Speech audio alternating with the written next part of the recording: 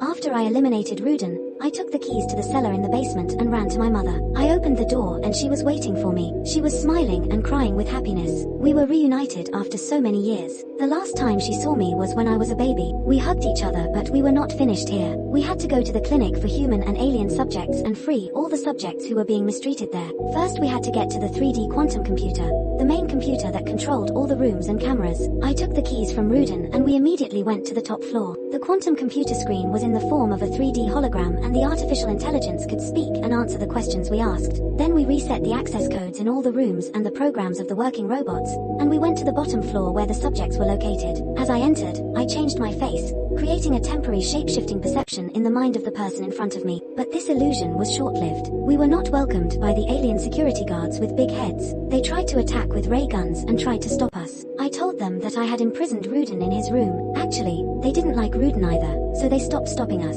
Now they were free too. Aliens and humans of different races were imprisoned in the clinic. They were subjected to different painful experiments. We freed these creatures and gave them weapons for self-defense. We had to destroy all the genetically defective, incomplete, infertile animal mixtures that had been produced in the lab as experiments. They hadn't yet succeeded in producing a new species that wasn't infertile. It would not be right to kill them, so we froze the time from incubation to birth and left them that way. Now they would live the rest of their lives in these machines that provided them with food and a hallucination that resembled real life. These were subjects that were not capable of reproduction because they were a combination of different animal species. There were a lot of scientists and robots working here. The scientists said they were working against their will and under threat. We erased all the formulas and experimental work from the quantum info computer network system. Playing with the genetics of humans and animals was considered unethical under any circumstances and on any planet. Before my mother left, she collected all the pictures she had drawn in her room containing Fibonacci codes and clues. We put them in a special box with a special code. These papers had the address and coordinates of where the genome capsule was hidden. Only my mother knew the location of the energy battery of our spacecraft,